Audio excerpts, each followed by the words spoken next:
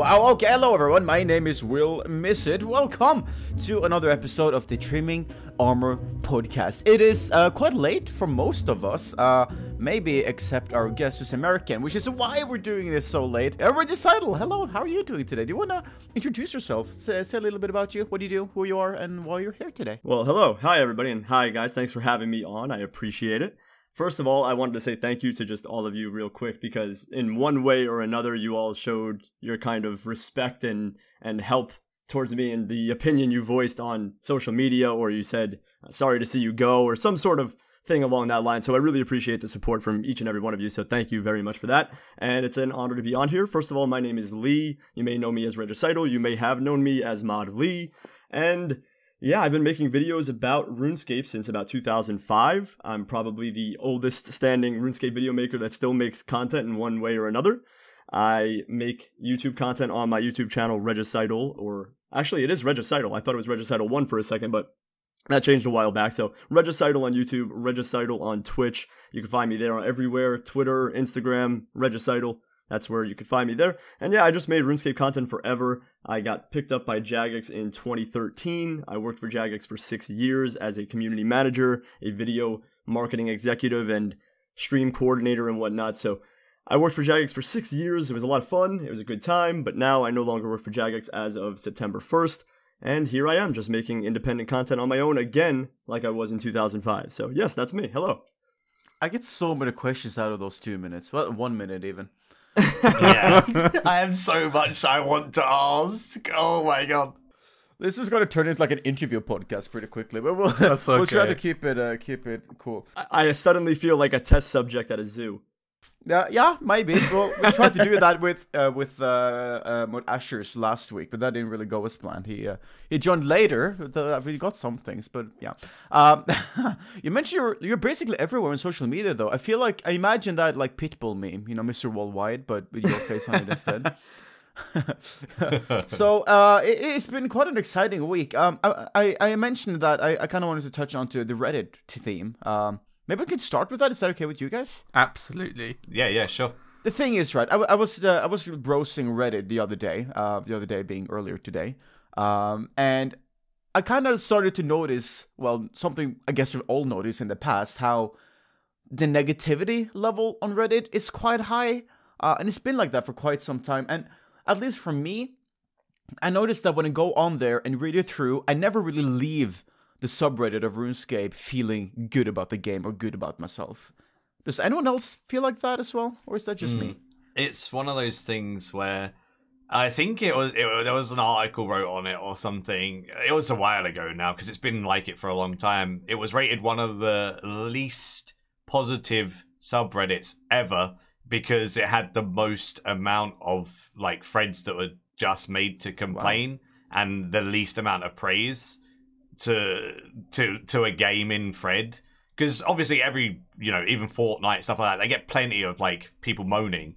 They have a lot of like nice stuff to say and things like that, whereas RS3 Reddit, it has its nice stuff to say very rarely, but it's mostly just either bashing on the game or bashing on the, you know, J mods or something, and it's kind of depressing to see. I kind of steer clear of Reddit half the time unless there's something like cool on there that someone tells me to check out, whether it be like a method that I can, you know, go make a video on or something, you know, like that's kind of the only time I really check Reddit now, because it kind of does depress me. Well, yeah, it is a bit of a shame though. Like, I feel like I usually go on Reddit every time something's happening, because I feel like that's the place you want to go if there's any news out, and whether or not there's some drama going on and you're expecting a JMod reply, that's usually where you go, because if someone's going to say something, that's going to be on Reddit, right?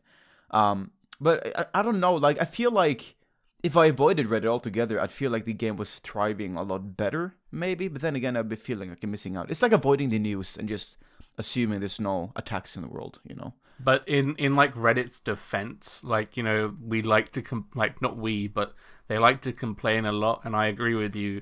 Like, they jump on tiny things sometimes, which are completely, like, not worth mentioning. But there are, like, you have to understand, people are frustrated that every update, like, you know, every Monday, for example, there are so many bugs which, you know, like lead to consequences like the death bug on Monday, etc. Like, you know, it ruins their whole experience. So I suppose the frequent updates and the frequency of bugs is also like a key aspect of why it's so negative so frequently. But at the same time, I think like we should be more positive towards the positive content which comes out as well, which I think that's lacking. So I think we're very, very harsh, exactly. But we should be nicer sometimes as well. Well, there was a thing where it was actually on Reddit where it was RuneScape, like you said, and Maikeru, that it's one of the least positive subreddits across all of Reddit. There was actually like an actual study where it had the most downvotes, like things get downvoted there like crazy. It was in the top 20 or something of most downvoted posts and comments just because of all of the negativity. So RuneScape actually made like one of the worst community aspect sort of things on Reddit, which was pretty funny because in general, I feel like this community is very strong and good and supportive. But then you look at Reddit and it's like the complete opposite. It's like Bizarro world where everything's downvoted, everything is negative. It's just nothing goes right there. That is so messed up, though. But then it kind of makes it a fun competition as well. Like, if your post makes it on top of the RuneScape Reddit, that's a pretty cool thing. Because it means you don't get downvoted as much. What's crazy about all of that, too, is that the day that I announced it and it went on Reddit, there was nothing but really positive and nice support on Reddit for my post. And I was like, oh, that's really strange. I was expecting it to be like, oh, good, he did nothing. Get out of here. Bye. See ya. Good riddance. So it was actually surprising to see like one positive comment thread on that subreddit after all the negativity you see on the daily basis. So that should come to you saying like how much of a good job you done and how much of an impact you did have while you worked there, though, right? Because if they have so many negative things to say and they barely give credit, exactly, yeah, so you done well. Exactly. Yeah. And it makes you feel really special, and it's really humbling to see all of that positive support just from the community overall. That it's insane. Oh yeah, I feel like the Reddit is kind of like you know, that old school mentality or RuneScape mentality in general, I guess, where you can't mess with us, but we can mess with us in a way. Right. Does that make sense? I think I could word that better, but I think you get what I mean. And I think it's the same kind of difference here. Like, once Jagex messes with Jagex, everyone's against it. But when RuneScape messes with, well, the community messes with Jagex, it's okay. It's a fair game. Yeah, right. Exactly. Yeah, it's a different playing field. Yeah, it's kind of weird, but I guess it makes sense in a way. But at the same time, I feel like the drama at Reddit, like, it's mostly picked up by the community team. Like, feel free to correct me if I'm mistaken, Moddy. And the community team gets so much shit for things which they're literally not involved with whatsoever. Oh yeah. Like, the amount of bugs that go in game, do you really think like Mod Shawnee or like Mod Porky or Mod Lee are responsible for them? Like, people like target their frustration towards them, and they're just like the middlemen who's like communicating it to the people. That's really frustrating. I understand like why it's just like it's so unfair, but people don't understand that before they comment. So no, I mean, that is definitely something that's 100% accurate.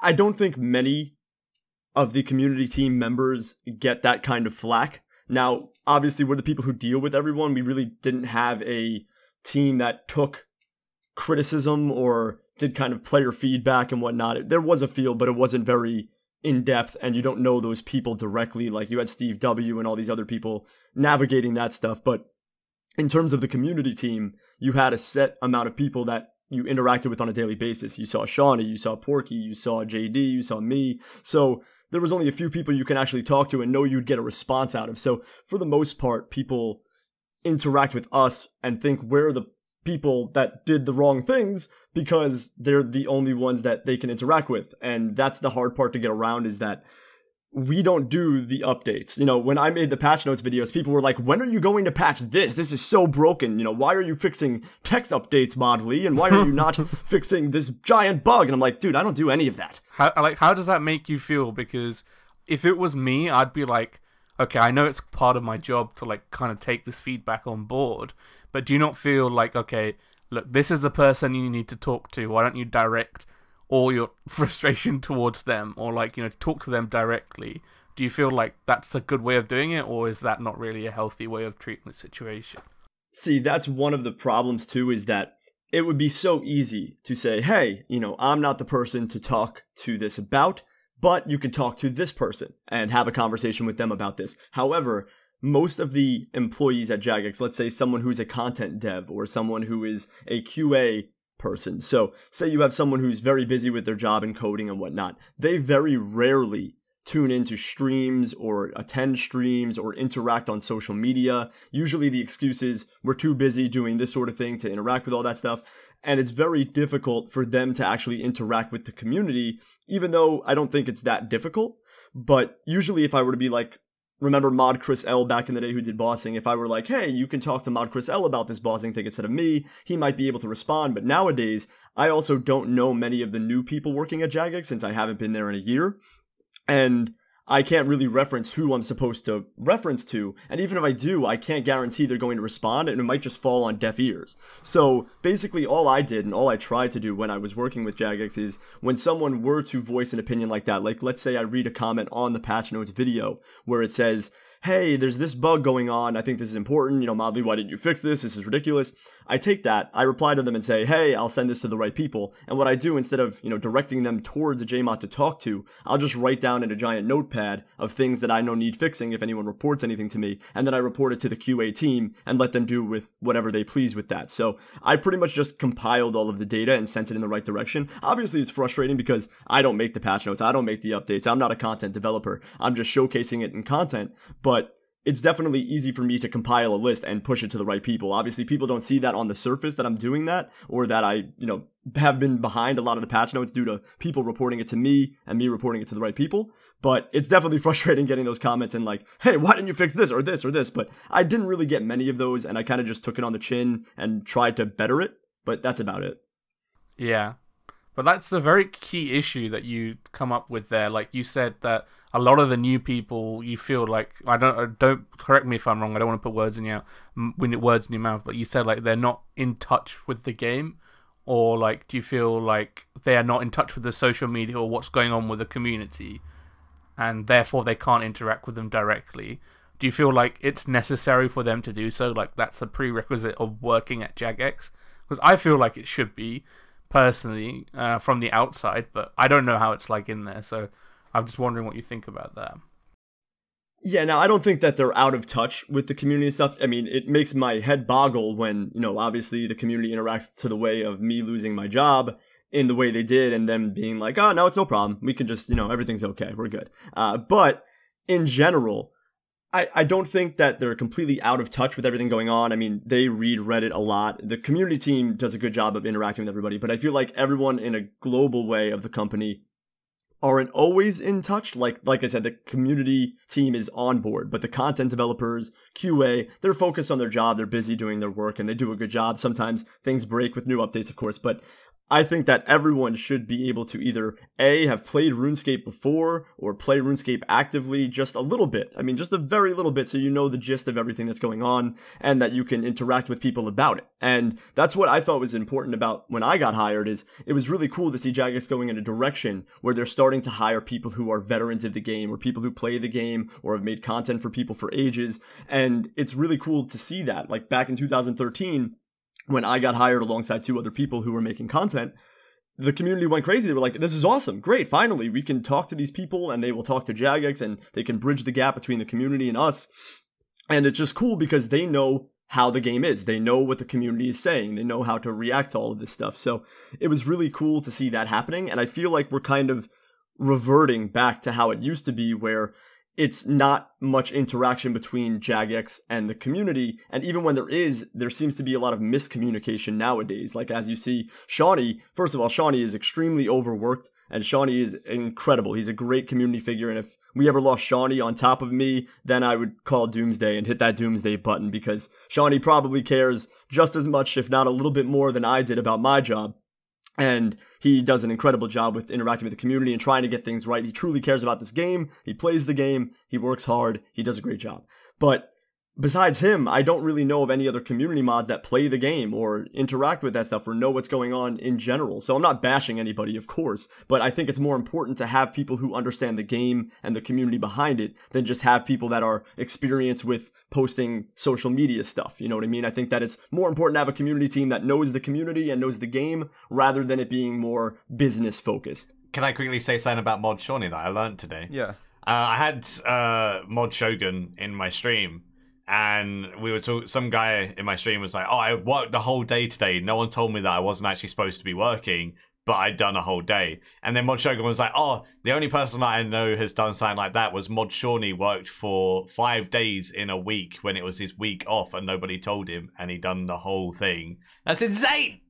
Yeah, no, Shawnee, like I said, Shawnee was, well, he is overworked, I would say. Not overworked in the sense where he's being, like, run into the ground by Jagex, but I mean, he does so much different things for Jagex, and he's always got his hand in something, whether it's a content update or a video stream or something along those lines. He's always bouncing back between everything, and he understands the community. He's always posting on Reddit. Like, he does such a good job with what he does, but he's so overworked and outstretched that way. When I don't work for Jagex anymore, I feel like he's the only guy that you can go to for the community, and he's so overworked as it is that you're not going to really get anything out of it. So it's definitely difficult because Shawnee, like I said, is way overworked and does a great job with what he does. But, you know, you got to give him some help in terms of being able to interact with people and do what he does. I mean, he's just as passionate about the game and the community as I am. And that speaks volumes, you know. Insane. Yeah, I do think he is overworked as well well, obviously he's overworked. But I don't know, I noticed this change of sorts in the CM J mods at some time to time, and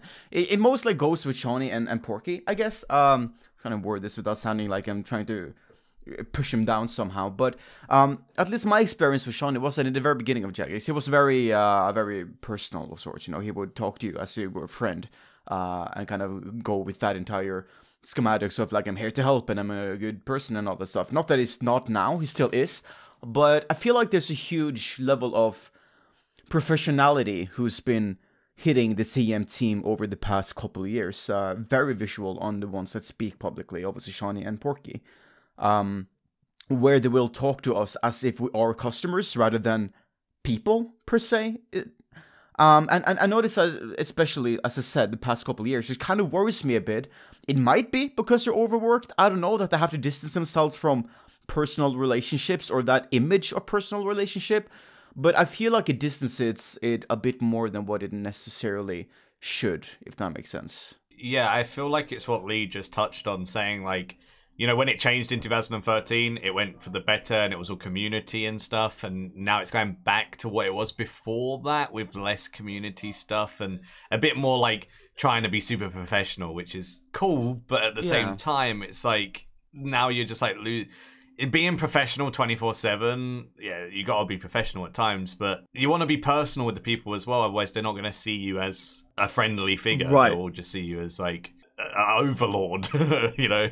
It just really feels like someone got yelled at some point, right? That he did all of this personality stuff and that he had like this close contact with everyone, and then he got yelled at and said like, "Don't do that," and then he's not doing it anymore. And it just feels very impersonal. Like when I type on Reddit, for instance, I'm not saying explicitly me, but anyone in general, type on Reddit, then I get a reply from CM, it feels like they're getting an automated email reply, you know.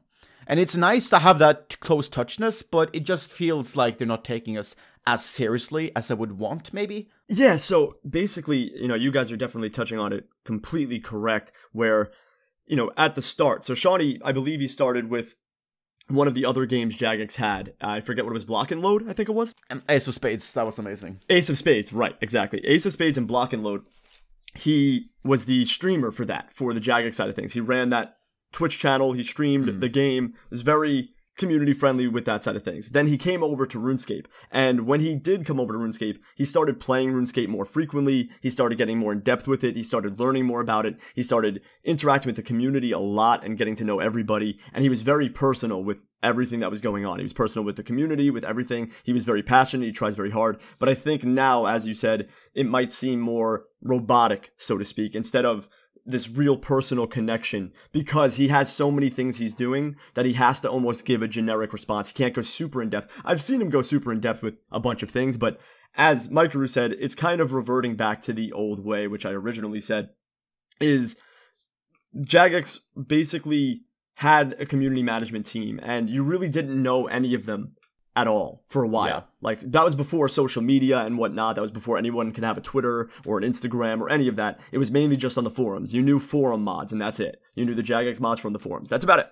We didn't know what anyone looked like, Right. or anything. Right. There was no live streams. There was no videos that you really saw. All you really saw was the behind-the-scenes videos with a few JMods that were content developers talking about the content. You really didn't know the CM team. There was nothing really to post on social media. It was just forums. So the CM team was kind of small. It started out as a small group. They didn't really interact with anybody in-game. It was very rare when you saw a JMod in-game back in the day. It was like a rare occurrence and something spectacular. Like, people would flood and be like, oh, JMod World 2, you nil bank. And you would go over there and you would take screenshots and you would say, oh, can you spawn stuff? And it was this big event. It was like this rare, awesome spawn. Can you spawn stuff? It's not anything specific. Just like anything's fine. Yeah, exactly. Can you trim my armor, please? Dude, I remember that change though when Gerhard at the time announced the first machinima competition. That was massive. I remember Paul M, wasn't it, who made that first video as well on the channel? Paul M was the guy who ran the YouTube channel back in the day. Suddenly Jagex had a face, you know? That was massive. Right. I remember that. Exactly, and that's what happened is we started, I guess MMG saw the shift in, oh, social media is starting to take off. So we can't just be a forum group. Let's have people with personality. Let's start going in that direction. And I think that started happening around 2011, 2012. That's when YouTube started really popping off. Like I said, I started YouTube for my personal self in 2005, and I was one of the first 5 video makers for RuneScape. I was making RSMVs, I was doing all this stuff to promote RuneScape, and I was doing it pretty much for free. There was no AdSense, there was no revenue. I was promoting RuneScape. I was just having fun with it, and I still make content just to have fun with it. So it was expanding. YouTube was growing. All these facets of social media were expanding to the point where you couldn't ignore it. It wasn't like, oh, we have our forums, that's where everyone should talk. Now it's like, oh, the whole world is in all of these other places. We need to occupy those spaces. So it kind of completely shifted everything. And MMG, who is a very brilliant person and businessman in general, saw that curve happening and said, we need to make a change because, like I said, it was very rare when you saw a JMod in game. But then around 2012, you started seeing more CM people. You started seeing them on Twitter. You started seeing Reddit start to grow. You started seeing more faces of JMods and more people in game and more interaction between the community and the company. So that's where it really made the shift. And like you said, there was a machinima competition where it was showing that, hey, we support this community. We support these content creators. We want to do something for you. So that was really the boom. RuneFest happened. Oh, right, exactly. And then RuneFest started going off and everything. So we started growing all of these facets of everything where the community was really driving it. And we had even one of those years was the year of the player. That's what we said. We announced it as the year of the player. This is all for the community. Everyone's going to pick the updates. Everyone's going to control the content. It's going to be great. It's all about the community. So that really shifted once I started working with Jagex, and that was the whole thing. They didn't have a Twitch channel when I started working, so I made that Twitch channel for them and started running that and started making content and wanted to showcase the community. Can I ask a question about that? Yeah, absolutely. How did you get to twitch.tv/RuneScape? It's not as hard as some people thought.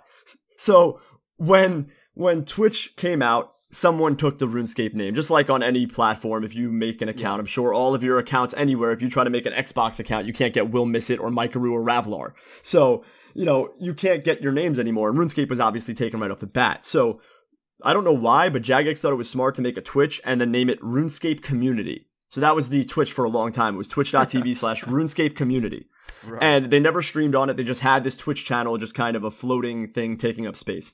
So when I got my job, they pretty much said, hey, one of your assignments is we really want to start growing our presence on Twitch. And I see you doing it on your own because I started streaming, I think, in 2012 on my personal Twitch. And they said, okay, so we want you to, run our Twitch. And immediately I logged into the Twitch. I saw RuneScape Community. I said, that's our name? That's the name we're going to live stream with? I said, there's got to be some way we can get RuneScape. So I emailed Twitch and just said, hey, this is Mod Lee or whatever, representing, Jagex. And I wanted to know if it's possible to get the name RuneScape, since that is the name of our main platform game, onto our Twitch page. And I got an email back a day later saying, yeah, it's done. So it switched from RuneScape Community to RuneScape in one day. I just imagine that one person logging on to Twitch channel and noticing it's gone. Exactly. Like, what? So it wasn't as hard as it was supposed to be. But yeah, I just sent an email pretty much. So basically, if I want a RuneScape name, I just have to email Twitch, and that's... Yeah. Yes, if you email Twitch, someone will get back to you and say, hey, sorry, we can't do that. Fair enough. I just want to mention one thing about Shauna though that I really remember him for, since we were talking about professionality and all those kind of things. We made well, I say we as in me and my video team per se. We made a movie in 2015 where we had this animated intro sequence, right, which lasted a couple minutes, but it was a massive file because it was made in Blender. It was a very large map, and the animator didn't really know exactly how to configure it. And it turns out that in order to render that out, we had to keep a computer running for about a week. And none of us had the ability to do that. And for some reason, Shawnee stepped up and was like, I can do that. I'm like, okay, sure. So we sent Shawnee this entire animated Blender file. He put it on his computer. This was like around the time he joined the Runescape team. And he rendered out the entire intro for this player-made project for an entire week straight. Wow. He said his room was like a sauna that entire week because it just kept running. It was really warm. He's an MVP, but they think he wouldn't do that anymore. Like, I'm not saying they necessarily for me, obviously, but he just wouldn't do that anymore. And I feel like that's a shame. He's busy. He's got a family, right? It's different. He's busy. He's got a kid now. Ah. Exactly. Not only is he very busy with all of his Jagex responsibilities, because now, I mean, with me gone, I don't know who's taking the brunt of responsibilities. Obviously, some things are just dissolved, and I'm sure we'll get into that later. But it's crazy because he's, got his hand in everything. Like I said, now he also has a family. He's got so much stuff going on that it's really hard to be as controlling and as passionate about something now that you have so many other things going on. He can't be as interactive with all of the other stuff that he has going on. I know. I get that. I just kind of miss my friend. I feel you, man. I get it. I get it. I hope he's listening to this. I hope so too. I wouldn't say anything mean about him. He is a legend. He is. So I just want to slightly, before we move on to, I kind of want to talk about like Sorect and Silent Core and that entire deal, if that's okay. Yeah. But I just want to very quickly touch back on the QA first, if that's okay, because I didn't. You guys keep talking. I can never break in. But if I'm on the stream, it's going to be a long talk fest. That's easy with you, though. You're really good at talking. That makes it so Thank you. Easier. I'm a professional talker. It's almost like it was his job for like 6 years. So weird. No, but I just want to mention that sometimes I feel a bit bad for QA during Reddit. Like, I obviously don't know how exactly QA works and how big the team is, but I feel like when they're making an update to, let's say, I'm just going to take a wild example. Let's say they removed mobilizing armies, okay? And in that update, a NPC in Relica moved 5 squares, and you can no longer do your quest. I feel like that shouldn't really be blaming QA. Like, who's saying that they can walk across the entire game, do every single piece of content when the slightest little update happens? And I feel like that's what the game expects them to do, which is kind of stupid in my opinion. Yeah, it's hard. I mean, QA gets definitely the hardest rap. We were saying how, like, the community mods always get a hard rap because they're always thinking we're the people doing the updates since we're talking about them and whatnot. But QA definitely gets the hardest rap out of anything. And I think that's in any gaming community and any gaming company. QA always gets slammed, and it's really bad for RuneScape because the original base coding of the Java platform the joke is spaghetti code, quote unquote. Yeah. And basically what happens is everything is so intertwined that you can make something new, but it might have affected something very old. And then you see, like you said, we'll update the Grand Exchange, and then fish vendor in Relica is now flying in midair. Like, it makes no sense why any of this is correlated, but just because the coding lines up the way it does, it happens. And they can't check every facet of RuneScape. They have, I wouldn't say a large team, they've got a pretty decent-sized QA team, but it's so much work and so much stuff to cover that you really can't figure everything out. And they do it all on test servers. There's a deadline you got to hit it by. Remember, Jagex updates their game every week. So even with patches and whatnot, they have to kind of get them out, especially if it's game breaking, and they focus on the larger ones. So if a tiny one, like let's say a text fix, somehow messes up something else in the game, then that's why they don't notice, because they don't think that's going to happen. And then once it does, then they got to fix that. And it's a never ending cycle. Yeah. So I have a couple of questions that I'm really dying to ask. What, like, I think I'll ask 2, because obviously a lot of people will want to know. Obviously, you can't speak about everything. So one of the things was, would you work at Jagex again if they offered your job back due to like the Reddit backlash and people saying, oh, like they bring back Motley, blah blah blah. I personally think your job was really good and you have managed it really well, and they're doing a bad thing, in my personal opinion, removing that because it needs a community aspect. Because like, since you've gone, there's no Sunday masses and stuff, there's no community interaction on those days, which is something. And then the second one would be why they actually, let you go to an extent of which you can actually tell, obviously. Yeah, absolutely. So great questions. First of all, to address the first question, would I return to Jagex if they offered me the job back? Now, I probably would have stayed with Jagex if during the time, because I was notified on August 1st that I'd no longer be working for Jagex, that they're ending my contract. And when I was notified about that, I was like, wow, that's crazy. I have to find a job in a month. I have to, go through all of these things. I don't know what to do, what to say. It kind of just threw me for a loop. I didn't expect that. And I'll kind of advance on that in a little bit. But I was kind of shocked at the start. And I was like, oh, what's going on? What's going to happen to my job and whatnot? And they told me more about that, which I'll answer in question 2. But I would have originally taken the job back if, let's say, August 25th, after I made my announcement, after you saw all of the posts about Keep Mod Lee, which, first of all, shout out to every single person in the RuneScape community, whether you support me or not. Thank you for all of the kind words. I mean, it's been unreal the amount of love and support that I've gotten from this community over the past week and a half or 2 weeks. So it's just been overwhelming and completely humbling that all of these people are so supportive of me and what I did for my job and just me in general. It's just unbelievable. I can't put it into words how special that makes me feel, and I appreciate it so much. So after seeing all of the outreach, whether it's through Facebook or Twitter or Reddit or whatever it may be, I can't believe that they haven't said, oh wow, this is kind of a mistake. I don't know if we should really do this. Should we rethink about this? Or should we, give them the job? And if they offered me my job back then, like at August 25th, they said, wow, we made a mistake. Here's your job. If you want to keep it, you can have it. Then, you could still work for us. I probably would have said yes. I probably would take it. I would have worked for them. And obviously, I would still love to work for Jagex. And now if they came back to me and realized that, oh, this is a mistake, but you let me go for a month and a half, and then you say, hey, we'd like for you to work again, I would probably have to ask for more money or something else, just because you can't just let me go and say, oh, I made a mistake, and then take me back for the same exact thing I was getting. Obviously, that's not how it works. I've got a little bit of leverage now. But I probably would. It just depends on the situation.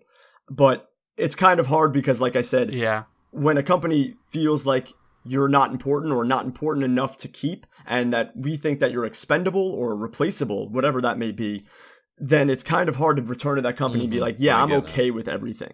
So I'm definitely professional, and I don't hold grudges. I don't care about any of that stuff, but it definitely hurts when you feel like you've done a great job for 6 years, that you have touched this community in a way that no one else really could have, and then you get this kind of treatment. And there's another thing that I'll touch on later on too. I'm sure we'll get into more stuff, but it's some of the stuff that they've done along the way in this month has been questionable in my opinion, and it's hard to just kind of go back to it. Like I said, I'd have to seriously consider it if they offered me it, but I wouldn't completely just say no. I'll just leave that at that. And then question 2, why I was let go. So they canceled my contract, which most people know by now. Some people have the wrong information. For some reason, they're like, oh, he lost his job because he wouldn't move to the UK. Or, oh, he lost his job because a monkey can do his job. Some people have come up with wild theories and stuff, but no one knows the actual gist of it. And basically, my contract was canceled. They canceled a few contractor contracts, which was me. That was part of me. And they also let a few other JMods go that some people saw on Twitter, like Mod Edge. And that is to start a new field and have new internal hires at Jagex. I can't really expand on anything other than that. But basically, they're starting a new field and they're trying to dissolve some other fields, I guess. So I believe, or I guess they said, oh, the guy in the US, Mod Lee, we can just dissolve his field and everything's okay. Like, we're fine without him. And then that's what they decided, and that's what they've done. So that's pretty much the answer to both questions. I probably would return, depending on the situation, depending on what they offered. If they said they were sorry and said, oh, we made a mistake, we shouldn't have done this, it's obviously upset the community, I'd probably return. But it would be hard for me to return, just walk back and be like, everything's fine. I would need to talk it out with some people. Yeah, I mean, I think it's quite clear, like, from the reaction, what everyone said, what you just said, it's their loss, right? Like, I think we're all agreed on that. Like, they are the ones that are missing out, because obviously the community would not react this way if it wasn't their loss, right? Like, they have made a mistake, and like it's not even subjective; it's objective. They have made a mistake by letting you go, and for whatever reasons they have, like, the mistake was made. And they should realize that, because it's a community-driven game, right? Yeah, if having you at the forefront of the community team makes people feel comfortable, then that's exactly what a community manager is meant to do. So I don't get why they haven't thought this through.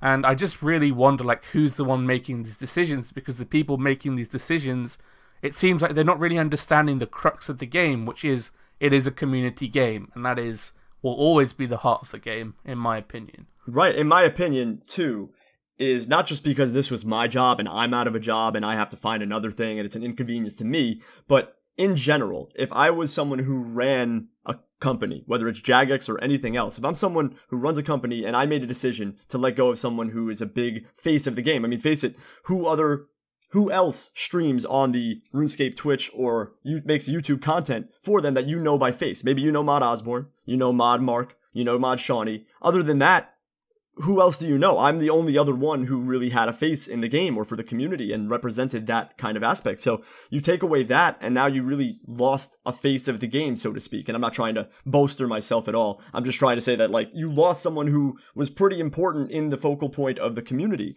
And not only that, is some people don't understand that I'm personally scared for the community of RuneScape, because I was the only one of the community team that hosted in-game events. I was the only one who gave out event cards and love letters and strope waffles and all of these other things that the community have to get from JMods, that I was the only one doing that. Yeah, just a quick thing on that. Was that voluntary, just so people know that, like, you know, when you did these community-driven things, that was you trying to do a really good job in going above and beyond? It wasn't like something that's expected. That was not part of my job to do in-game events. They wanted me to interact with the community. That was part of it and everything. And of course, when you're a community manager, interacting with the community is self-explanatory. You have to do that. But I started doing stuff like in-game events because I wanted it to be personal. Like I said, I wanted to change how Jagex ran everything, how Jagex did community, because I felt like before I came on board, it was a ghost town. You wouldn't see a JMod in game. I wanted to change that. I wanted to make JMods like players. I don't treat people like they're customers and that they're a part of a business. I treated them as they were my friends, that, hey, if you ever need anything, you could come to me and talk about it. You can open up to me. You could talk about a problem you have in the game, or if there's an issue, let me know, and I'm always there for you. And that's why I did the in-game community stuff, because I wanted everything to change where it was like, hey, Mod Lee's hosting an event every Wednesday, Thursday, Friday, and Sunday. Great, we can interact with him, we can talk to him, we can talk about problems, we can give him suggestions, we can get event cards, love letters, all this stuff. So it was part of my job, of course. I'm not going to say, you know, I just did that for fun completely, but I went above and beyond. I hosted events for 2 to 3 hours every Wednesday, Thursday, and Friday. Yeah. I did the stuff that the community wanted to do, whether it was a hide and seek event or Castle Wars, or if something was on Spotlight and people wanted Thaler, I did that. I listened to the community, I did what they wanted. I just tried to help out in any way I could and just change how they ran the community team, because, like I said, I think the most important part is understanding the community, understanding the game, and interacting with them as if they were your partners or if they were your coworkers, not just your customers. You know, I think it's very important to interact with people like people, because that's the key. The people run the game. The people support the game. They pay money for Solomons and the Squeal and all these other things. Like, that's how you interact with your people. If you're personal with the community, they're going to reciprocate that well and want to support you even more. So I don't know. I just think that it's crazy that you can have someone who is in the limelight like that, who has done so much for the community, and the only one who does that, and then just dissolve that. Like, what does that say about the company and what direction they're going in and what they think of the community, you know?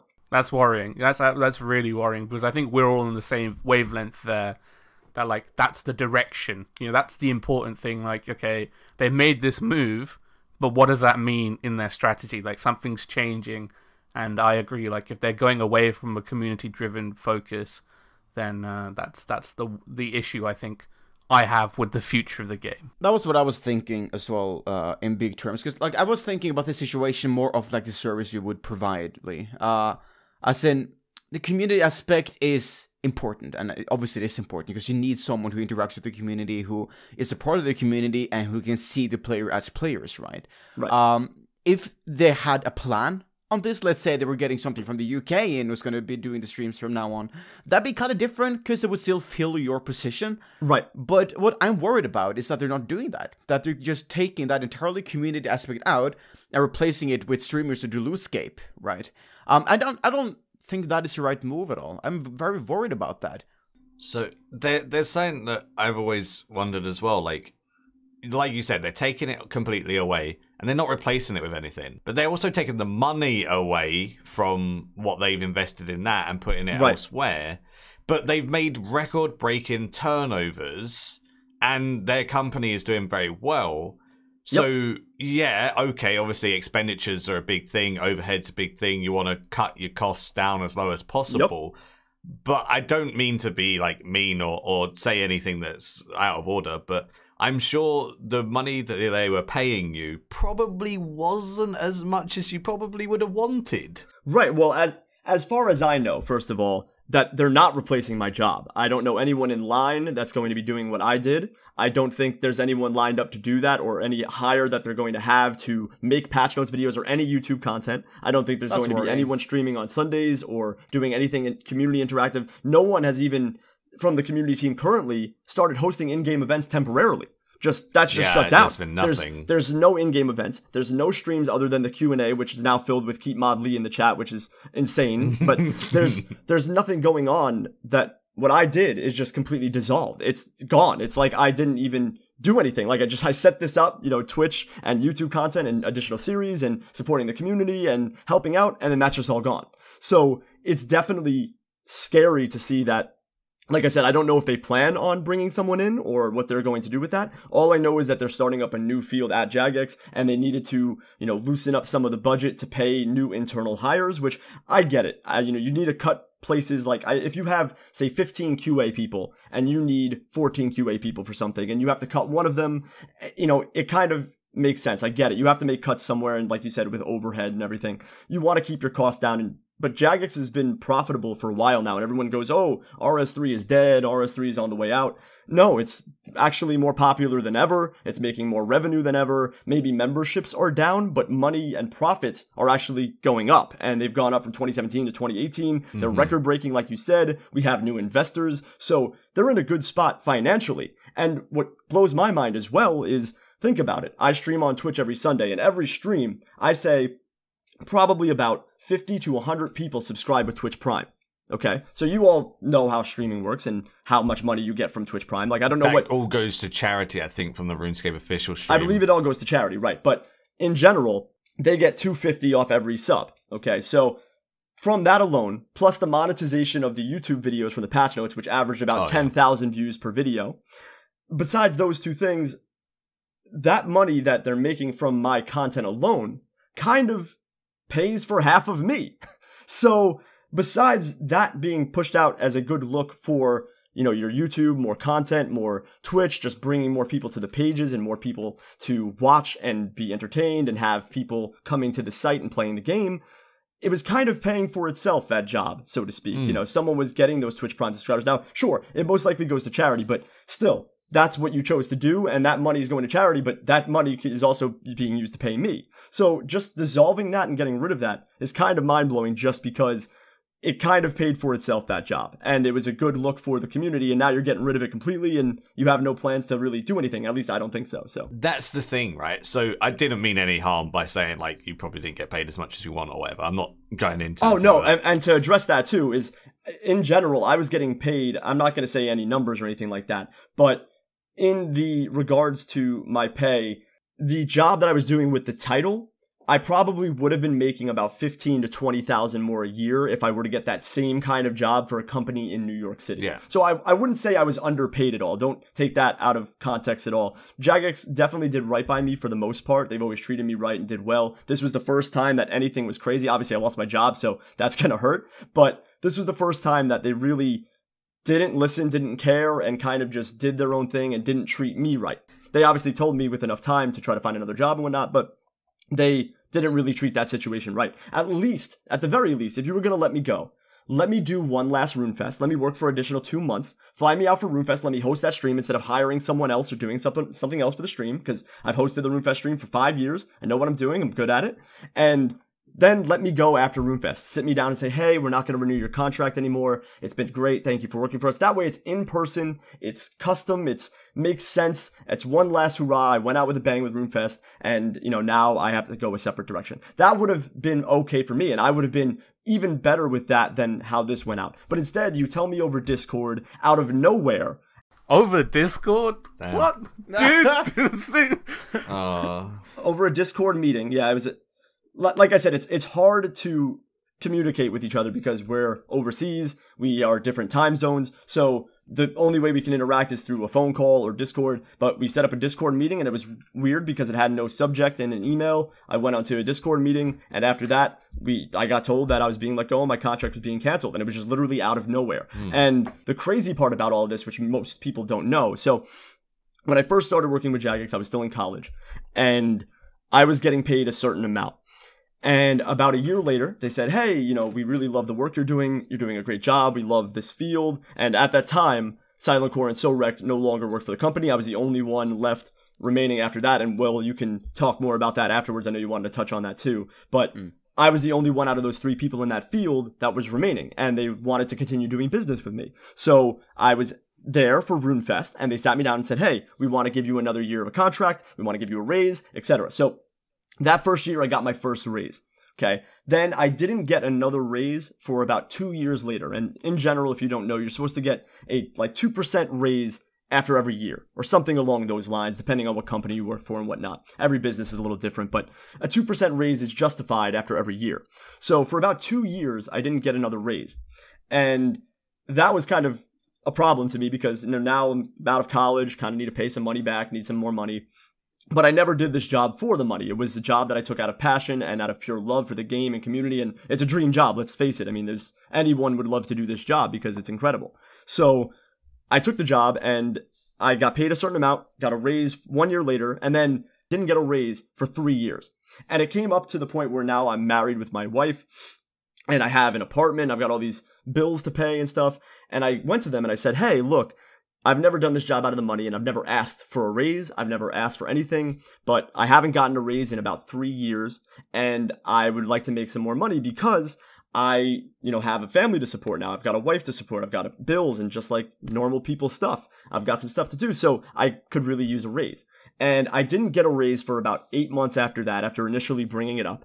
And 5 months before I got let go, I got a brand new contract with the raise that I wanted, with the amount that I wanted. They treated me right. They got it done. It took a while, but I got that raise. And I signed a brand new contract 5 months before I got let go. And you don't think when you sign a new contract that you're going to be let go 5 months later. You think that you have at least a year of security, right? Like when you sign a contract, you think at least 1 year, you're good. And then maybe they let you go after it. But 5 months after I got that new contract with a raise that I have been deserving of for the last 3 years, they let me go. So that was out of nowhere completely, and that's what I feel like they did wrong by me in that sense. That's but so dodgy. Other than that, they've always treated me right. Yeah, that suggests that in that 5 months something changed, not with you per se, but like with the management strategy, or like, they decided... Right, exactly. Something had to have taken place where they said, oh, now the budget is a little bit too much on this side. We're going to have to make some cuts. Maybe we'll do cut him, and now we can make a new field. And that's what's crazy is, like, it wasn't that much of a raise where it was so significant. It was a well-deserved raise, especially since I didn't get a raise for 3 years, considering everything I do for the community and whatnot. But there's something that took place in that 5 months where they were like, okay, now it's time to cut ties with that. But then they justify cutting the whole amount of money they would pay you to invest in other areas and completely get rid of all of that community aspect for another area that they're going to be working on. How can that area, how can that area warrant such a big cut? Like, it makes no sense to me. That's the problem too, and that's what I don't get as well as a player and as someone who was the person who got let go of the job. I don't know how you can just dissolve that, because to me, that is one of the most important parts of a company. Especially, I'm not trying to toot my own horn, like I said. I did a good job. I did what I had to do. I went above and beyond for the community. I always tried my best and gave my best effort. I was always professional, never late, never changed an upload time, always was right on time with everything. If they asked me of something, I did it. So I was probably like the most ideal person, and I was probably underpaid in their eyes too, because they don't have to give me benefits. They don't have to do any of that sort. They just pay me a fixed amount that they send me every month. Because you're a contractor? Because I was a contractor, I'm not an employee, technically. Gotcha. I was an employee in everybody's eyes, but I'm on a contractor's agreement.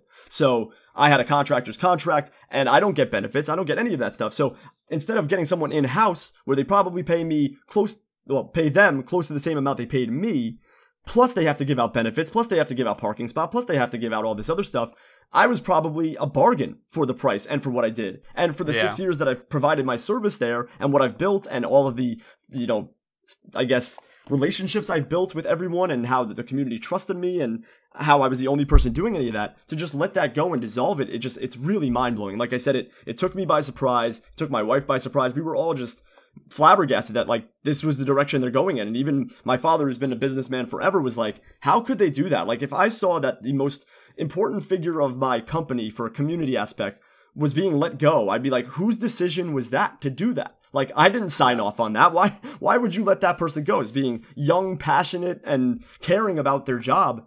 It's not like I was doing something bad. It wasn't like I was doing anything wrong. I didn't get fired. You know, I got let go because they're trying to do something else. Like, you're not easily replaceable. Like, I think No, and that's the thing. I don't want to say I'm not replaceable. I'm sure that someone could come in and do something similar to what I was doing, but what I built and what I did was definitely not replaceable in the eyes of everything else. So it's crazy to see that they thought I was replaceable in some way, but they're not replacing me. You know what I'm saying? That's the hard part. Just one question. How was the reaction from your, like, workmates? I mean, it's a bit different. Like, obviously they'll sympathize with your situation and everything, but are they of the same mindset you are? I mean, obviously you don't have to go into details, but did they, like, you know, not understand it, or were they more?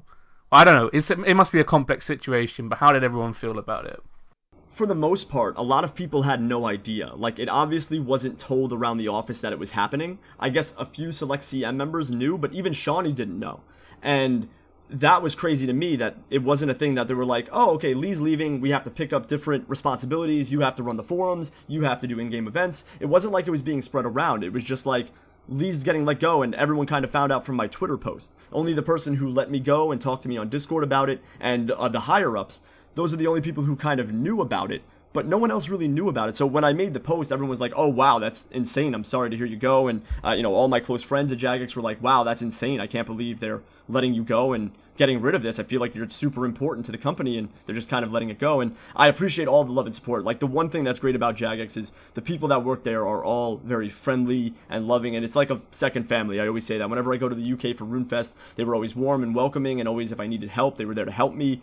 It was always a great group of people that were really friendly and nice, and I'm gonna miss the people that I worked with, even though I worked from home, and communication wasn't always great, and to the point where I'm able to just talk to people on a daily basis. But whenever I needed to talk to anybody or needed anything, they replied quickly, and everyone was close with me, and we were all friends pretty much. So they were kind of taken by surprise as well. They didn't really know what to think, and they were like, well, are they replacing you? I was like, I don't know. I don't think so. And yeah, they were kind of just shocked like I was, to be honest. It was kind of like a swept under the rug kind of thing, like, oh, this happened and no one knows about it. Let's not talk about it. Yeah, like, I understand. Even on the live stream, when people were saying, oh, Mod Lee, they kind of played it off as if I left. And that was kind of surprising to me too, because obviously when your stream is filled with all those comments, you kind of have to address it, because in a Q&A stream, the main question in your chat is, why did you let Mod Lee go? Yeah. And I believe the comment they said, or what someone told me, was they said, oh, in a big company like Jagex, sometimes people have to leave, and that's what happens. And that's what they said. And I was like, what?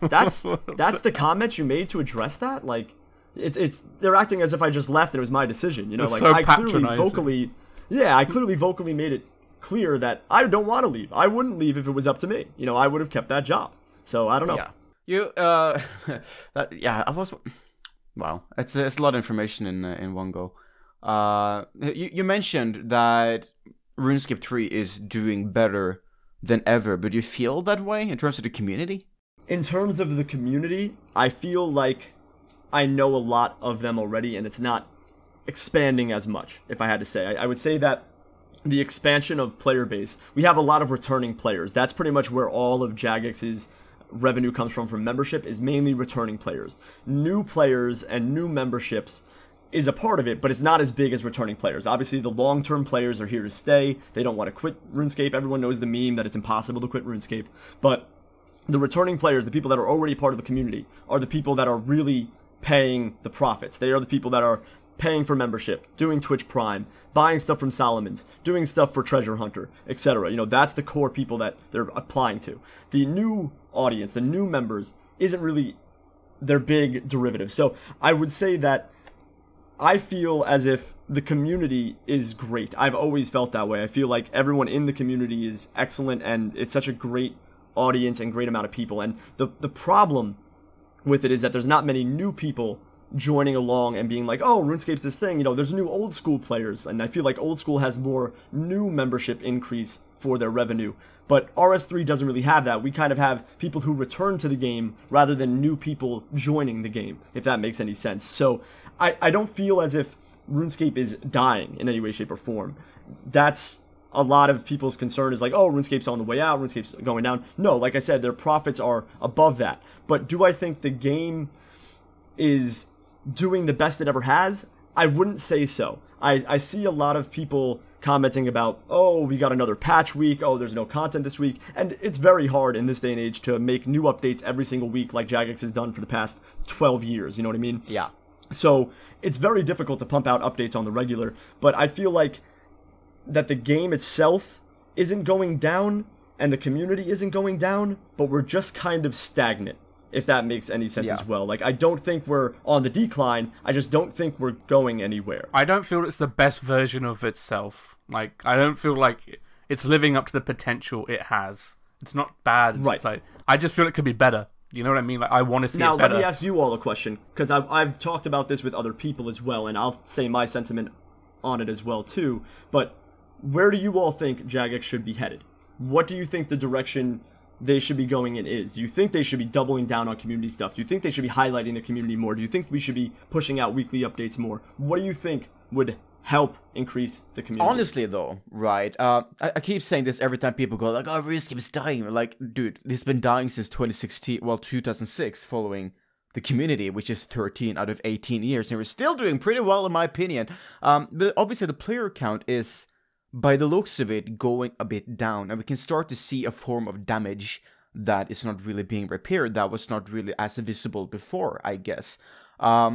In terms of, like, do things better, I just honestly think the most important part is doing what you did and doing what the community team should be doing and the developers, which is taking the feedback the players are giving vocally on Reddit.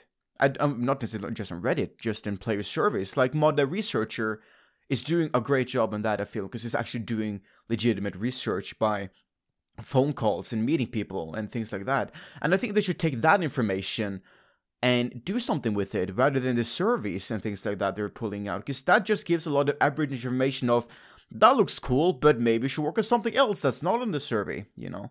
And that's what social media is good for, because a lot of people, even though it is a vocal minority, possibly, they still point out the largest mistakes in the game. Things like customer support, or broken pieces of content, dead content for that instance, quest lines that need to be finished, all those kind of things. I think they should focus on that, you know, that what people are truly burning about, rather than their own little list that they made people vote on, you know? Right. I think that's my takeaway. And I think that would help a lot. Yeah, I'd love to hear the rest of it too. So, like, the current model is very much focused on retaining players and bringing back old players, as Mod Lee said, right? That's where the revenue comes from Jagex. Yep. And I feel like that's been the case for a very long time. And as a result of that, the early game experience is truly dreadful. Like, I feel if I was a new player and I was to stumble across RuneScape, if I gave it a fair go, I would be overwhelmed. I really wouldn't like it. I would feel very alone in a free-to-play world, just with no real people apart from bots. And I just feel like the early game experience is dreadful, and that needs to be invested in heavily. Okay. Like, that's where I would go. And, like, you know, because it's a shame, because the game has a lot to offer the more you go into it, right? You know, like, of course. If I was to stick around and learn the PVM, you know, do all the quests, etc., I would really enjoy it, but I wouldn't give it that chance because the threshold in the beginning was just not for me. It's not indicative of how the rest of the game is going to be. So I would start by, like, heavily revamping it and start advertising it and try and get new players as well.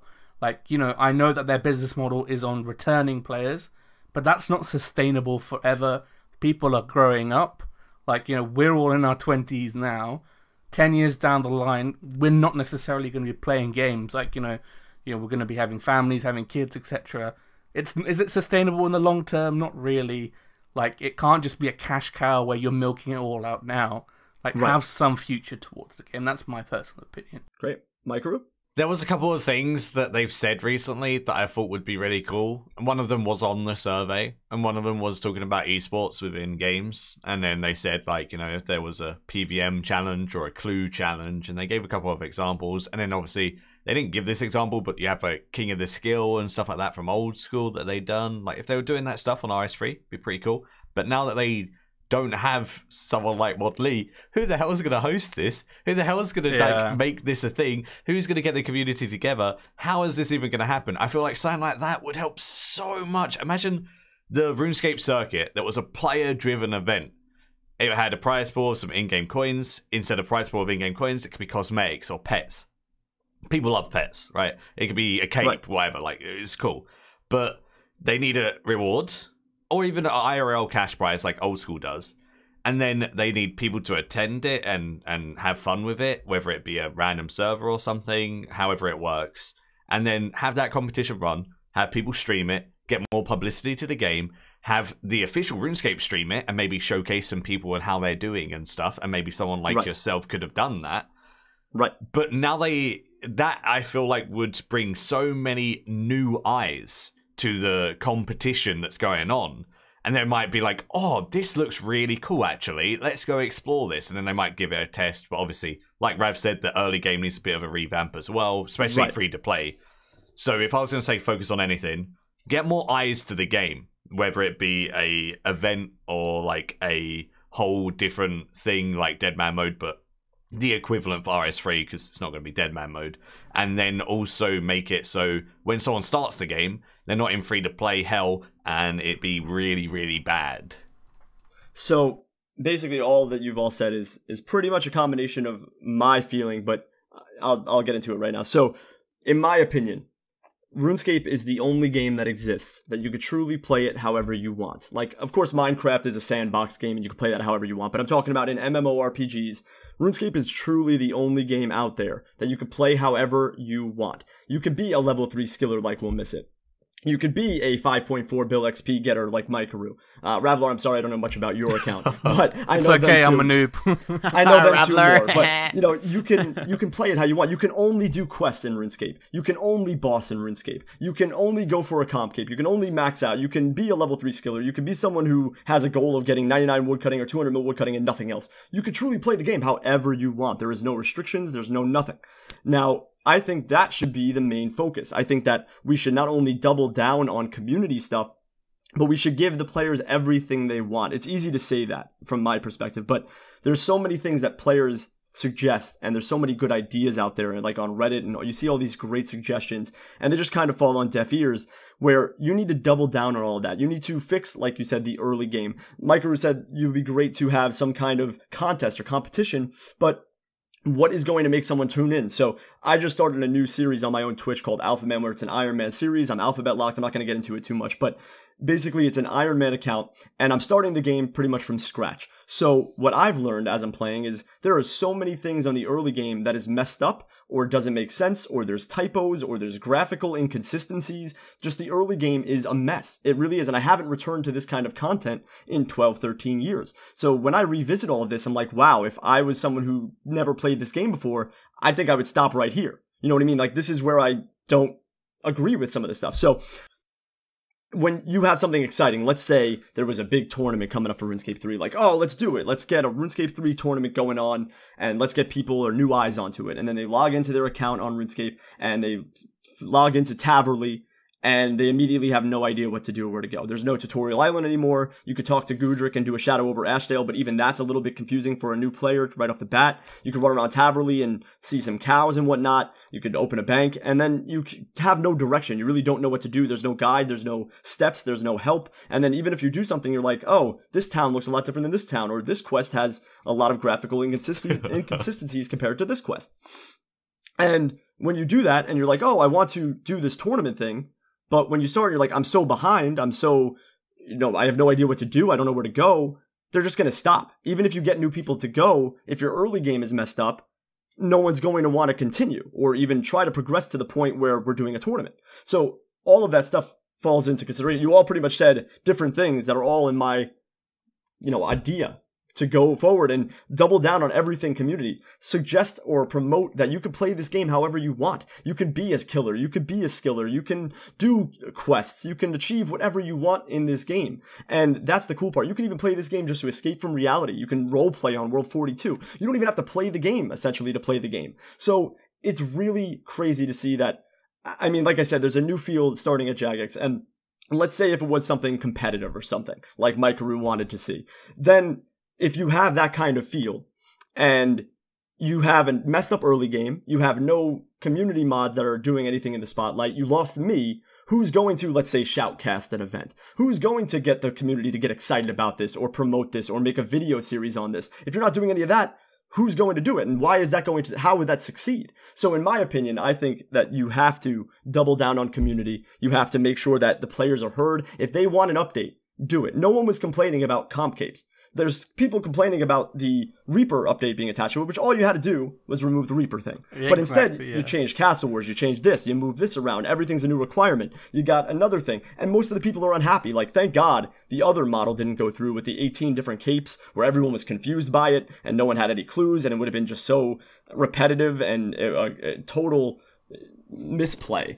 Where are these decisions coming from, Lee? Because, like, you're exactly right, because we don't want it, but it's being shoved down our throats anyway. Who is saying to us, you're having it whether you want it or not? This is what we think is best, and the community doesn't know anything. We know best. Exactly, and even with, like, the bank rework, how long have we wanted a bank rework? 2015, we announced it at RuneFest, and it never happened, and now 4 years later, we've got the bank rework, but it's still not ready. It's still not out. Obviously, it's in the month ahead and whatnot, but we still don't have that. And that's something that we've wanted for 4 years, and it took us that long to get to that point. Instead, that should be a main priority. All of these things that we want change. If we want a revamp of the early game or a new tutorial island, that should be the focus. We should be able to voice how to bring new players into the game instead of some guy who gets hired that comes along and goes, okay, what's my job? And they're like, oh, figure out what to do for early game, and just kind of comes up with something or changes something that doesn't know anything about the game or the community. It's all derivative of the community. And I think if we promoted, hey, you can play this game however you want, the community runs this game. And if you did that and you double down on community and you got more people to stream, more video content, promoting more of the video makers, setting up tournaments with the video makers, similar to kind of like what Old School does. If you did all of those things, I think we see more of a success and growing for RuneScape rather than kind of a stagnant kind of moving along and getting what we get. Right, gotcha. I mean, I think we all agree with everything, but just to clarify, but who are making these decisions, right? Because we understand that this is what we want. The community in general has a synchronized voice, like, okay, this is good, this is bad. But who is telling us that no, this is what you want and Jagex is correct and you are wrong? Is it coming from management who don't play the game, or is it some sort of strategy that we don't understand? That's what's confusing to me as someone who wants this game to be the best it can be. Right. To me, to be honest, to be just totally honest with you all, I have no idea who is calling the shots or who is doing anything. Obviously, Mod Pips is the CEO. He's the guy who runs everything and does the big meetings and goes through the numbers. But we have all these new investors and all these people that are probably saying, hey, we need to push more MTX. That's how our profits are coming, or that's how we're doing this. So keep pushing that. And that's probably one of the more main focuses for the company because the investors want to get more on their return, as any investor would. It's an investment when you invest in a game or a company. And if you do that, you want to see the profits. So obviously, where are the profits? Returning players and MTX. So that's why that is pushed. But with the content, I'm sure that the head content developers are like, hey, we want to make a new quest, or we want to do this. And of course, they have their ideas, and they want to please the community, and sometimes we'll see glimpses of community things that hey, mining and smithing needs a rework, where they say, oh, okay, we should do that, we should listen to that, let's give them that, and then they execute it, and it was flawless. We started off the year so amazing with that update, because it truly was great. That was a great change to the game. Mining and smithing is awesome. That rework was perfect. Then we kind of saw a comp cape rework. No one asked for that. Even stuff like esports or any other things. We didn't really ask for any of that. We want early game changes. We want a bank update. We want a skilling boss. We want all of these things, and they're not being addressed. Instead, we got, Fossil Island was something we wanted for a while, but did we get everything we could have out of that? We got an agility course. We got Big Game Hunter, which is a hunting method, and we got some Slayer creatures. That's it. I mean, it's an open source island, but what else? We didn't get a quest with it. We didn't get anything else with it. It's just, here's an island. So no new boss. Sad. And right. Yeah. A new boss potentially in the future for it, if that's possible. But that's the only thing we got out of that. And that's something we've wanted for a while. And it's kind of pretty much after you get all of the totem stuff and all the comp requirements, what else do you do at Anachronia? You know, now it's just a Slayer creature island instead of, or an agility training island. It's just a new agility course, so to speak, because now you finished all the content. I found all the Zygomites. I've upgraded my base camp. I've done all of these things. But now what? Now it's just nil, you know, or it's just a barbarian outpost. Like, that's what it became. So, I don't know, like, who's calling the shots? I have no idea, to be honest, on what direction they're going to. I'm sure the investors have their ear a little bit with where they should be going with profits and MTX and whatnot. But in terms of what content we're pushing out or what we want to make, I'm not sure. I really think that we need to double down, like I said, and listen to the community and push out things that we want. Gotcha, thanks. We're getting a bit big on the timer, so we shouldn't probably push it too much longer. So I want to kind of go back a little bit, if that's okay with you guys. Just one quick question. Modley, what do you think the impact of mobile will be for RS3? I think that is going to be a direction that helps the game, helps bring new players in, because mobile game is kind of the future. A lot of people are playing mobile games. Everyone in the world owns a phone, pretty much, that can run a mobile game. Everyone's got smartphones nowadays. Not everyone has a computer that can run RuneScape. One of the most common things I see is, oh, my RuneScape crashes on my computer. I don't have a good graphics card. I can't afford a good computer. So I'm sure that person has a phone. And even if it's an iPhone 6 or 7 or something that's outdated compared to the newer models, they can access RuneScape Mobile. They can play RuneScape Mobile. And with that, I think we see an increase. I think that first month that we have RuneScape 3 Mobile come out, that is when you see an increase of new players, an increase of numbers. But then after that, it will just kind of go stagnant again, especially because this has taken so long, you know? With the state of the early game as it is now, if they make mobile, you said you think it's going to be good for the game, but it's only going to do the whole, like, oh, you're going to keep the players who are playing now happy, but everyone who starts the game will play it for a week or two, get stuck in free to play with the state of it right now, and then just quit. It's like, why would they? That's why I said you'll see a spike in that first month. You'll see a spike in players. You'll see a spike in membership. You'll see all that stuff. But then you'll probably see a drop a little bit because people are like, oh, I don't have any friends on this game. I don't know what to do, where to go, what to play, how to do it. The early game content is kind of non-existent or not really great. I'm out. I'm done. You know, like, that's where it draws. You need to recreate an experience in the beginning game, or else you're going to lose all those new people with mobile or any other facet of the game you introduce.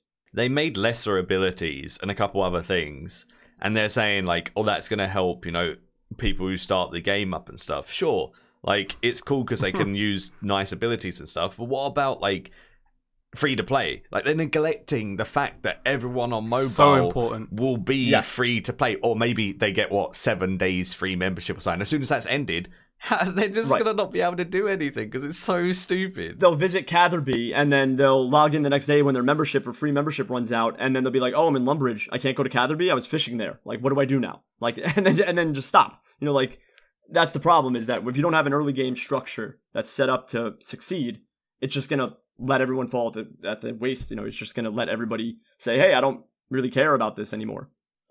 It's going to be exciting to see how the next few months will evolve, especially RuneFest as well. There will be a lot of possibility to open a lot of hard questions, and I think they're probably going to be prepared for that to a certain degree, especially those who will confront JMods in person, one-on-one, rather than the big sessions. Because I don't think the big sessions is going to say too much about these smaller issues that we're mentioning now. So I'm excited to see what's going to happen after that. Are you going to RuneFest, Modley, this year? Or? No, at the moment I am not. I know they have a ticket reserved for me, but basically every year that I went to RuneFest when I worked for Jagex, they pretty much flew me out, and I was treated as someone who was an employee, and I was a part of that. And basically I always had the job of hosting the live stream and doing all that and interacting with players at RuneFest, and I always did that, and it was a great time. RuneFest is always a good time. If anyone's never been there, I definitely suggest going, because if you want to meet your friends, your clan members, it's really cool. Your favorite content creators, they're all there. Like, I met Maikeru at RuneFest. I've seen Will Miss It at RuneFest multiple times. Raveler, I saw you once there. You know, it's pretty cool to see everyone at RuneFest that you know from the game, and it's definitely something that's fun for the community to do. But I don't think I'll be going this year because, like I said, usually I get flown out and I'm an employee and I'll work there for a week in the office, and then I'll do RuneFest, and then I get flown back. But I don't think I'm going to do that this year, especially because it's going to be one odd, you know, 2 months after I got let go, now I'm at RuneFest, and now people are just going to say, oh, why aren't you working? And a bunch of questions will arise with that. And on top of that, it's also just, you know, I've got to pay, $1,500 for a flight, and I don't have a job. So I'm not going to be able to cover that cost. Yeah, that's fair. Yeah, I understand. I just briefly want to go back to the entire deal when you started out, right? Because you said that there were 3 people who got the job with you. Technically, technically it was 2. I guess is one of them technically didn't get the job before the job started. But I kind of wanted to like ask you like your perspective of that, because the most interesting part, like obviously getting a job at Jagex as a content creator or an enthusiastic player in general is like a wet dream, right? That's like the one thing that everyone want to do. So how was that process for you, first of all? Like, how did they approach you? What did they say exactly? And how was your side of things with the entire deal around Sorect and eventually Silent Core? Yeah, so great question too. I don't really get to talk about this much because most people don't even remember that. Most people don't even know that happened, you know? So want to give some backstory to it maybe for those who don't know about this? Absolutely. So basically, before I started working with Jagex, like I said, the community field wasn't too expansive. There wasn't a lot of people interacting with the community, and Jagex was at the time coming up with a field that kind of bridged the gap between RuneScape, the players, and RuneScape, the company. So that was their main goal, and originally, the only person they were going to bring on board was Silent Core. So Silent Core was a RuneScape video maker. He's still a video maker now, but he doesn't make RuneScape content, and they were going to hire him. He basically applied for the job. He was the only one out of all 3 of us that applied to get the job.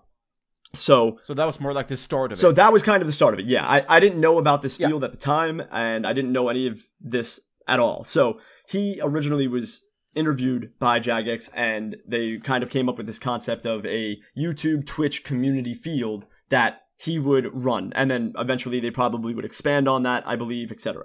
So at that same time, there was a player visit going down. So a player visit is when Jagex picks a few people from the community, whether it's streamers or video makers or top players or, you know, various members of the community, P-mods, F-mods, etc. And they fly them out to Jagex to tour the HQ and talk to them and have them see an inside look, which I'm sure all of us at some point have seen the RuneScape HQ and have done all that, like have been there and seen that. So I was one of the first player visits ever to Jagex. And they invited me, they invited someone named Dardan, they invited Jake, who was the #1 player at the time. They invited 2 other people from Rune HQ and another website that was a fan site. So there's 5 of us. And basically when I went out there, it was my first time overseas, it was my first time anywhere that wasn't United States. I went and toured the HQ, it was amazing. It was when MMG was the CEO, I got to ride around in a tank, I drove the tank, it was insane. That's a crazy memory I have. Never thought in a million years I would drive a tank in my entire life, but here we are, I drove a tank before. So I basically did that player visit, and the whole time I was speaking passionately about RuneScape and all these other things. And I was selected, by the way, to go on the player visit because I was a content creator at the time. Probably at the time where it was 2013, I probably was rising back towards the top of one of the more top RuneScape video makers at the time, because I started in 2005, made videos till 2008. Then I shut down my channel, which is the biggest mistake I've ever made in my life, to focus on schoolwork and to avoid drama and all that stuff. So I shut down my channel for, I think, 7 months, and then I returned in 2009. That's why, if you look at my YouTube channel right now, which is Regicidal, you'll see my first video was my Attack RuneScape music video, which was posted in 2009. That's when I reopened my channel, and that was the first video I uploaded past, but I deleted about 140 videos when I shut down my channel from 2005 and on. So that was unfortunate, but that's when I started making content again, and from 2009 to 2012, I really made content. In 2013, I kind of came back after a little break and kind of rose back to success in YouTube. So then Jagex saw all the videos I was making and all the love I got and stuff, and they said, hey, we want to fly you out. So anyways, I'm on this trip, and I was talking passionately about Jagex, giving them ideas, meeting everybody, and I guess they kind of liked me and liked my ideas and liked how I was talking and how positive I was and how smiley I was and how passionate I was.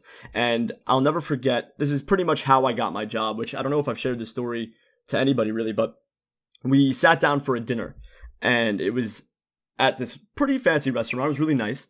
The food I had was terrible, by the way, just for reference. I had like this pasta with pesto sauce, and it was like eating Shrek's brains. It was terrible. So, really bad. Nice. But anyways, we're at this dinner, and Mod MMG is at the front, and Mod Pips is at the table, and Mod Mark is at the table, and then all of the CM team. At the time, it was Mod Jane who was running the CM team, and Sven, and Seven, and all these other people. And I'm sitting there, and all the people with the player visit are there too, and I was talking for probably about 45 minutes straight as people are eating. And I wasn't eating, I was barely drinking any water, I was doing nothing, but I was just talking passionately about the game and the direction I think it should go in and update ideas I had. That's when I first mentioned a skilling boss. That was right before they did the poll for if we should bring a skilling boss out. I had a bunch of ideas for content. I said we should probably, on the YouTube channel, you guys gotta upload more than just behind the scenes videos because, you know, you have this platform that should really be expanded. You guys don't stream on Twitch. And basically, MMG, Pips, and Mark were just staring there, listening to me pitch all of these ideas. And at one point, I never really shared this with anybody, but at one point, Mod MMG looked at Mod Mark and Mod Pips and like whispered to him with like, not with his hand covering his face, but I kind of saw his lips, and they were like, "We need to get this guy." And they actually whispered that. And that, to me, when I saw that as I'm talking, it kind of made me smile because they wanted me. They came out and they said, you know, we want this guy for this company because this guy's insane. This guy's great. So at that moment, I felt like something was going to happen. And then from that moment on, we had about 2 more days in the UK. And Mod Jane was like, "Hey, you should really work for us." And I was like, "Well, I'm in college at the moment. I can't just go to the UK and work for Jagex. But if I could work from home, I would love to. I would be a dream come true. I would love to do that." And when I flew home from the UK, you know, a bunch of people were saying, "You should work here, you should work here." And I said, "I can, I'm at college." And when I got off the plane, in my email inbox was a job offer from Jagex for that field. For the, you know, video stream community field, and I could work from home while I was in college, and that's how it all started. So that was how I got my job. I was just offered it. I never had to apply for it or do anything for it. I just got offered it. And besides that, you know, like I said, Silent Core actually got interviewed, and then SoRect at the time started that petition for Old School, and because he did that and got that support, and probably in respect made them a lot of money, he got hired as well to be a part of our field because he was a content creator as well. So at the time, all 3 of us got hired to run this field. We were all introduced as the community champions that, you know, now work for Jagex to bridge the gap between RuneScape and the community. And then 2 weeks later, SoRect got fired because of the whole talking crap behind people's backs on Skype and whatnot. That was brutal. And by the way, I'm friends with Matt too. He lives about 20 minutes away from me in the United States. We both work from home, and I've hung out with him a few times, and he's a nice dude, and he's a really nice guy with really good ideas and very positive, but he made such a big mistake. Obviously he knows that was a mistake, but that was just something you don't do. It's not professional, and that was bad, really bad. So he got let go.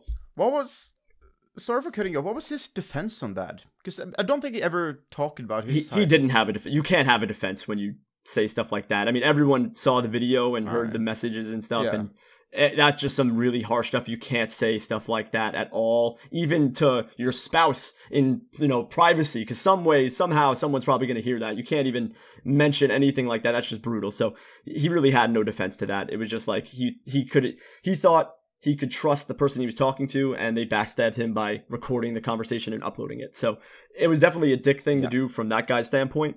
But yeah, no, you just can't do that. You can't trust people to not post that, especially when it was that brutal. So that was the reason he got fired. He got fired 2 weeks into it. And then Silent Core, he worked the job for about 6 to 8 months of the first year that we got hired. And he was actually working in the office, and we would work together. And he had a few problems. I don't want to really talk trash about anybody or, like, you know, expand on anything and not let anyone defend themselves, of course. But he didn't get fired for the reason that everyone thinks he did, for PJing someone and killing someone with poison and abusing his mod powers. It was another reason on top of that. But he had a few strikes down the line where he did a bunch of questionable things, and then that's what led to him being fired. So he ended up getting fired, and then I was the only one working in that field. I'm the only one. I was still, to this day, 6 years later, I was the only one doing anything for that field and bridging the gap between the community and the players. I mean, the community. Didn't RuneShark come in? RuneShark came in for, I believe, 1 year, and that was in 2015 or 16. I don't remember the timeline that well for that, but they worked in the office as the stream setup, and honestly, they did for what they did for the company, for what RuneShark did for their slight, like, 5 months to a year of working for the company. They set up an entire Twitch live stream room in the HQ, and it came out amazing. They did a great job with setting all that up, but that's pretty much their one thing that they did, was they organized a Twitch thing and a schedule and everything. Like, they did that. Basically, I was running the Twitch channel by myself for 3 years, and then they came along and kind of took that away from me, which was fine. I had other responsibilities at the time, but they ran the Twitch channel and the Twitch in-game operations at the office. So that's what they did for a little while. And then they didn't get fired. They moved on to something else. They had better job offers or something. So That's what caused them to leave. But yeah, that's what happened. So funny story is, after the first year, I thought when I flew out for RuneFest and they sat me down at the table where it was Mod Jane and another mod, they were originally just telling me, hey, we love your work. We want to, keep this going, keep working with you. And I thought right there, because after So Wrecked, after Silent Core, I was like, well, this has been a good year. I'm done. There's going to be no more of this. They can't trust people anymore. They took a chance on 2 people overseas to work from home and 1 from the office, and 2 of them didn't work out. I was like, this is getting dissolved. I'm out of a job. This is it. And they extended me, and it was a great 6 years after that. But I thought I was definitely a goner after those 2 things happened. Because that was also kind of surprising to me, because I imagined that logically maybe they would have replaced them with someone else eventually, but it just seemed like a train wreck, They're like, oh yeah, community people, and then 2 of them do seriously questionable things, and like you stand there like, of course they didn't do anything wrong, but to me at the time, and probably some other people, we're kind of just waiting for something to happen, A lot of people were like, when are you going to do something reckless? I'm like, I'm trying to keep this job, man. It's like that meme where poking you with the stick and like, do something. Yeah, exactly. Like, I was nervous just because, obviously I wasn't doing anything wrong, and I didn't for 6 years, which is incredible. And I'm so happy that I'm able to be a good professional and work the job I did. Yeah. But it's crazy because, thank God nothing happened to me, but I was just waiting for something to happen where, like, I did one thing wrong, where I upload something by accident, I messed something up, and they're like, oh, you're gone. Like, I was waiting to get the axe, like, right off the bat. Well, the second I could have done something wrong, and they could have let me go, but I guess I didn't give them any reason to do that, so. So what was the entire experience for you with the beginning of this, when So Wrecked and everything happened? Like, how did you behave and react and experience that? Well, that was a crazy time period because I was the only one really taking the brunt of it. Like, the community team was obviously talking about it and saying, oh, we released a statement on these people, we still have Mod Lee and blah, blah, blah. But a lot of people were coming to me like, oh, what happened? What's going on? Where, are you going to keep your job? What's happening? Is this a thing? Is this going to ruin possible opportunities for other content creators to work for Jagex? So it was this big, investigation and this big problem and deal. And it was wild. It was crazy to think that this field that was such a crazy opportunity might be dissolved in a year because 2 people messed up.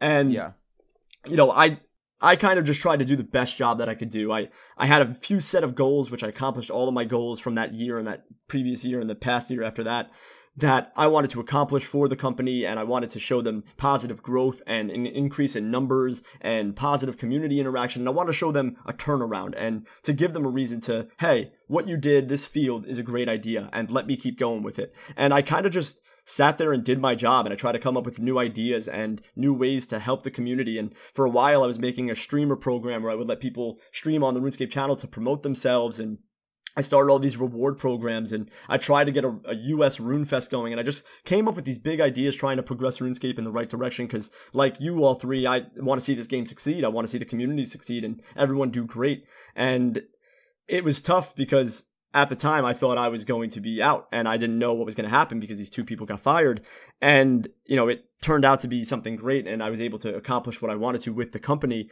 Obviously, I have a lot more to accomplish, and I would love to do more, but obviously my time has come to an end with that. But it was just at the time something crazy, because when you get this job opportunity, when you're able to work from home for the game that you played since you were 12 years old, for a community that has supported you on your own personal videos for the longest time, and you turned it into a job and a career and something that you would have never imagined could happen.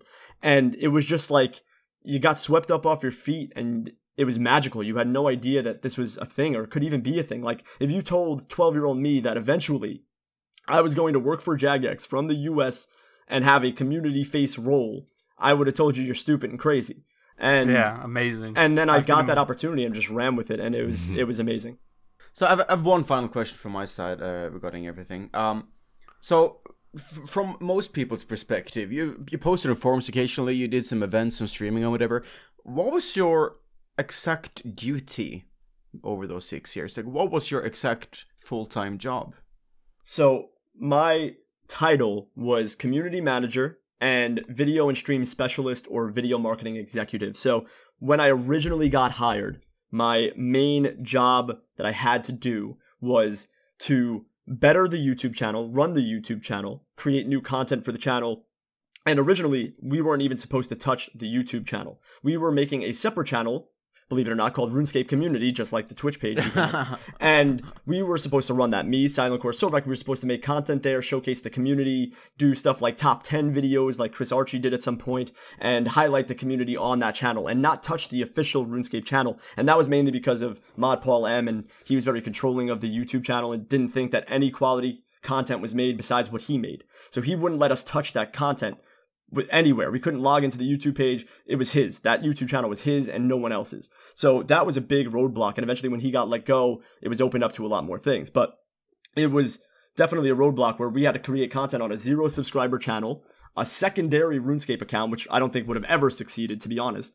And I really pushed for the patch notes idea to be put on the main channel, because who's going to tune into a secondary channel to watch the patch notes? I don't think many people. So I really wanted to push different series there, but that was the whole goal, was to start a whole YouTube series and increase our content and start a Twitch personality, start a Twitch channel that we didn't have previously, to help with social media stuff, to help with community interaction, to bridge the gap between the community and the company, and just all of that. That was pretty much everything in a lump sum. And then basically I just had a few duties that I had to do every week. Obviously I had to monitor the forums and do social media things and interact with people in game and whatnot. That was part of the job. But my main duties was the patch notes video. I had to make that every week. I had to run the Twitch channel, which was a big thing for about 3 years, where I created it, I ran it, I had to make the schedules, I had to stream myself. I streamed about 4 or 5 days a week at the start of it when there was no one else streaming at it. So I basically ran that Twitch show the entire time. And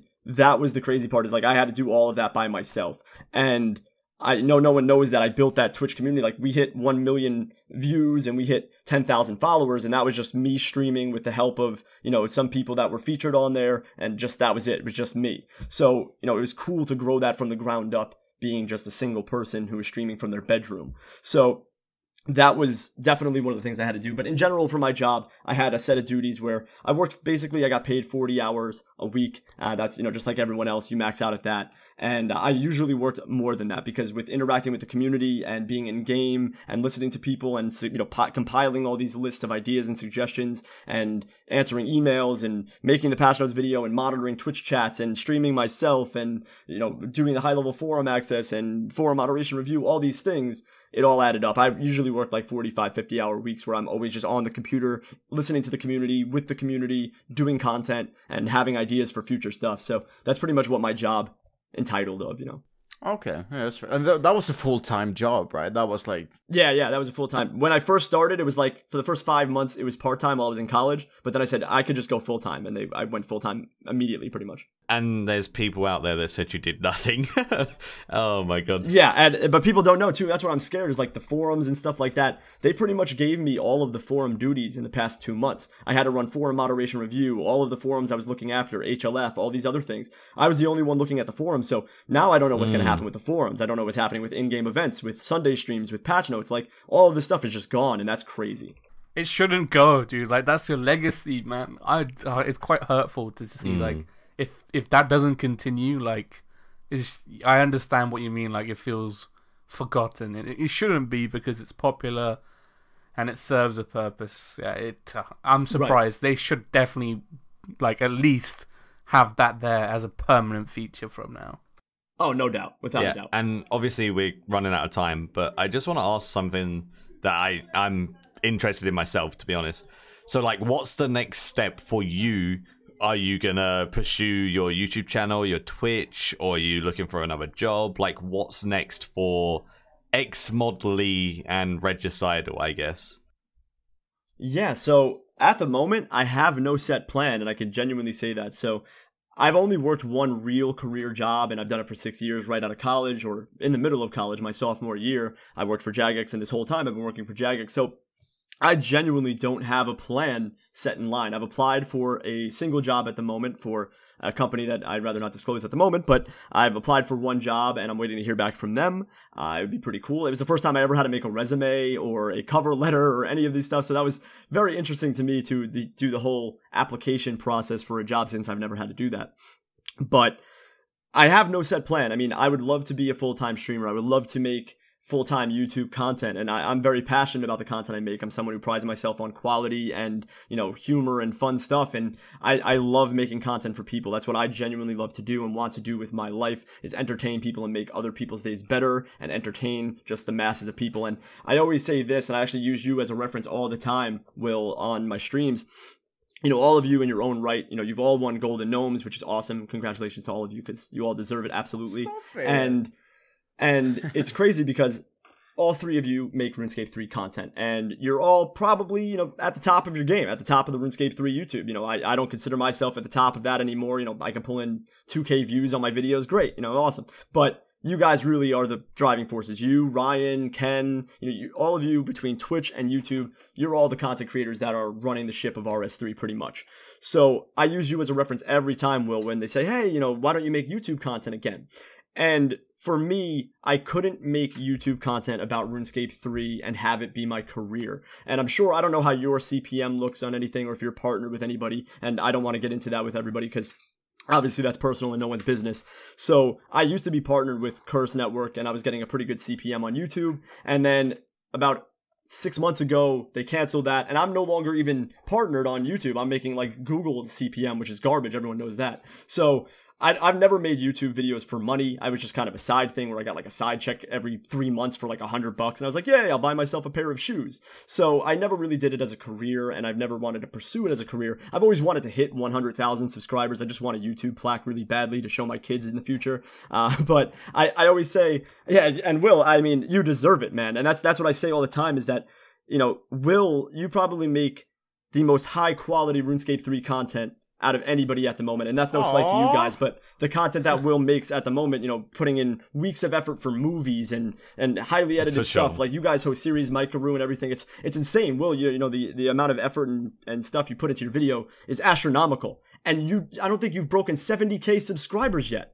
And that's criminal to me. That's criminal that, you know, RuneScape 3 doesn't have the audience it should have. And not only that, is that you don't have the love you should have. Maikeru, you don't have the love you should have. Ravlar, you don't have the love you should have. Like, you all should have more of a following and more of a viewership. If you all did old school content, you'd all be at 200k subscribers right now. And that's what the crazy part about it is that I don't think that RuneScape 3 is a dying thing at all. Like I said, making content has its place. All of you are doing a phenomenal job and killing it, and, you know, growing each other and growing your channels like crazy. But at what point can it become a career? And that's why I can't make it my career. It's something I'll always do, and I'll always do for fun and a hobby. But I mean, Will should have 100k subscribers right now, and he should be the most subscribed to RS3, you know, YouTube video maker, and all of you right behind him. And, you know, you can't break 70k at the moment because RuneScape 3 just doesn't have that audience, and that's criminal. And that, you know, that's why 100k subs on my RuneScape YouTube channel seems like a far shot, because it's crazy. You know, we have all core audiences that love our videos, love our streams, that follow us to the depths of the world. And I just got so many new followers and subscribers on Twitch, and a whole new following that support me because of the news. And no one really knew I had a personal channel. I never advertised it while I was working with Jagex. And I'm finally getting all this love on Twitch, but even that isn't, I think, enough to be a full-time streamer. And I would love to go the full-time streamer route. Maybe I will. I still don't have a plan for that. But I think it's criminal that not as much people get the love for RuneScape 3 content, because all of you should have way more subscribers, way more Twitch followers, and it's really criminal to see that it doesn't get the love it really should. Dude, I'm getting emotional, man. we talked about this on podcasts ago, I think. What really annoys me a lot, which I also vocal to Pork when he started up the Discord creator Discord and everything, that old school gets a lot more attention from Jagex in terms of content creating, and I 100%. Get it in the terms of, like, yeah, they're more popular and yeah, it's a better revenue or whatever, but we're not being appreciated the same way anymore, and that hurts me quite a lot. What happened to the appreciation? You know, why are they no longer appreciating us? And I kept bringing that up to the creator community, and it's getting better, but it's still not there. You know, there's still a lot of aspects and whatever. I'm not saying that we should have the exact same things as old school is getting. That's not the point at all. The point is basically that I think we as the creators should feel more appreciated. No one really knows the effort I really tried to put in to get all of you the stuff that you deserve, that stuff to give away on stream, stuff to announce or have scheduled things that you can do or featured on the channel. And obviously the featured streamer thing just happened, where people are being featured on the RuneScape channel and stuff like that, which was an idea I made in 2014 and then got canceled and now brought back just recently. But I tried so hard because I know how little love that the RS3 content creators get, because I am one of them as well. Not a lot of people realize that, but, you know, even on my own personal streams before I, you know, advertised it on my Jagex thing after I was leaving, I was averaging 20 to 30 viewers per stream. And I work for Jagex. I'm a top player of the game. I made content forever, and I'm struggling to pull in 40 concurrent viewers. Meanwhile, someone who just started an old school stream can get 200 without a blink of an eye.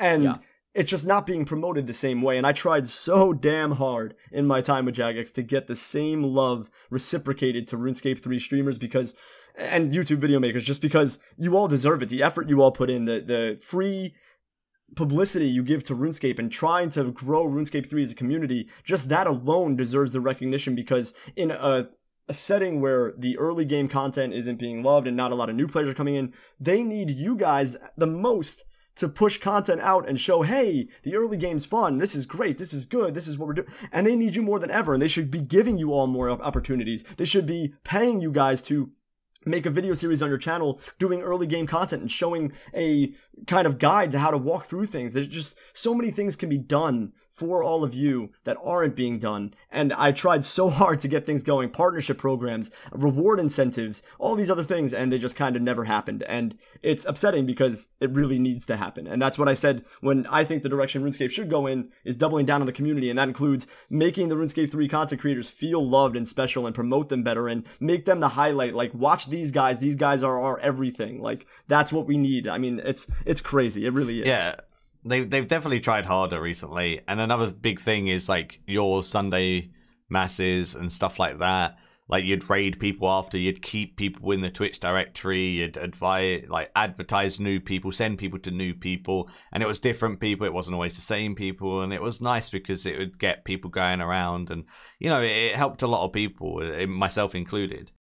Yeah, I mean, I'll never forget that when I went to RuneFest and you came up to me, and I pretty much try to remember every person I raid and see their reaction and see how they go, and I watch the stream for at least 30 minutes to an hour after I raid them, and I stick around and I try to, you know, do something to help promote you guys. And that's what the whole point of the rating was to get more people on the directory and keep those views there, because if I'm getting 3,000 viewers on the official channel, those viewers can go to someone else, and that's life-changing for some people. That's a big amount of views. That could get a lot of followers. That changes everything for Twitch. It maybe now becomes your job instead of just a passion. So to be able to do that for people, it was awesome, and I was so happy to do that. And I'll never forget, you came up to me at RuneFest and you're like, hey Lee, I don't know if you remember me at all, but I wanted to say thank you so much for, you know, rating me on Twitch. It really blew up my channel right off the start, because you were just like new to streaming right off the bat of that. Like, you were a YouTube video maker and then you went to Twitch, and that was like one of your first streams, and you got rated right off the bat, and then you blew up after that. Like, you started getting a lot of concurrent viewers, and you know, warranted so. You deserve those viewers, and it's great when I could turn people onto content like that. Like, even for the gist of things. And it was cool also to be able to talk to you about a golden gnome after you won one, and then talk to you about it on the stream very soon after that little conversation we had. So that was great. I'll always remember that. And it's funny, I actually presented a golden gnome to Will and I think you. I don't know, that's funny. But anyways, yeah, did I give it to Ravel, or did I do yours? Hey man, I feel a bit left out here. I know you've gotten a golden gnome, but I don't think I gave it to you, sadly. But anyways, it's crazy because, you know, I remember that happening, and all four of the new upcoming streamers, you know, Dylan the Goon, RS Nate, Loadfix, and Fox Tickles, is that the other one? Are those the four?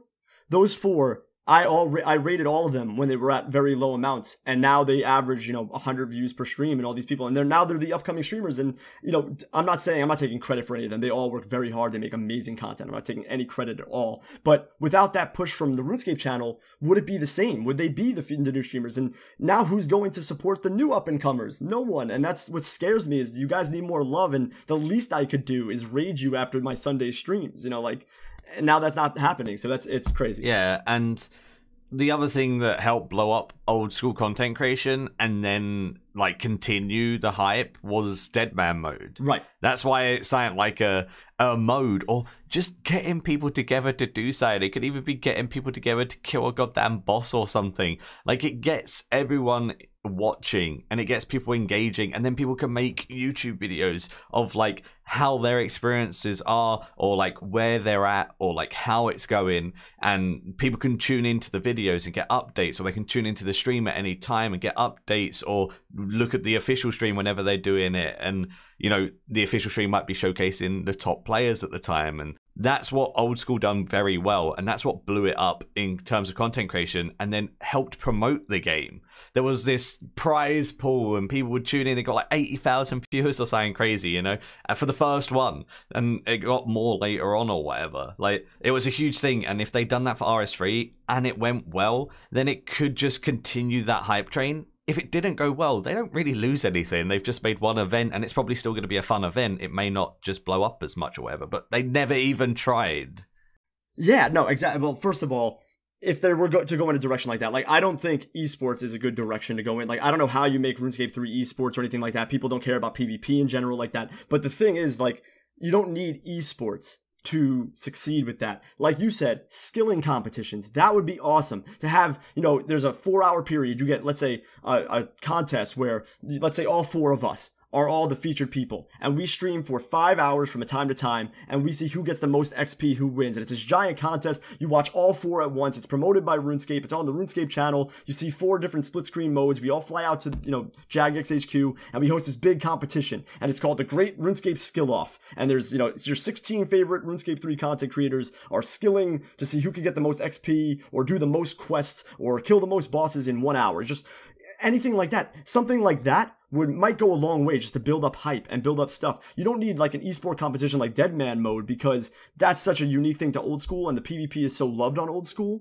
that it works. But for RS3, it doesn't get that same love. Oh yeah, just like an equivalent thing. Yeah. Exactly. Just something equivalent to the point where you can have a contest where you can, you know, promote the people who are making content for you all. But even like that, like, I don't even know if that would interest Will, because Will's a content creator who makes, you know, creative content and movies and stuff like this and big picture things. I get forgotten a lot. Wait, what? I get forgetting a lot. No, you don't, dude. It's a paranoia. Everyone loves you. You're loved. Stop it. But it's like, you know, would you, like, certain people be even interested in stuff like that? We have to do something where it helps the community and promotes everybody the same way. Like, just some sort of thing where we're doing the same thing for Old School, because it's just, it's a crime, like I said, that all of our subscriber counts are at where they are when they should be much higher for all the effort you put in, all the work you put in. It's criminal.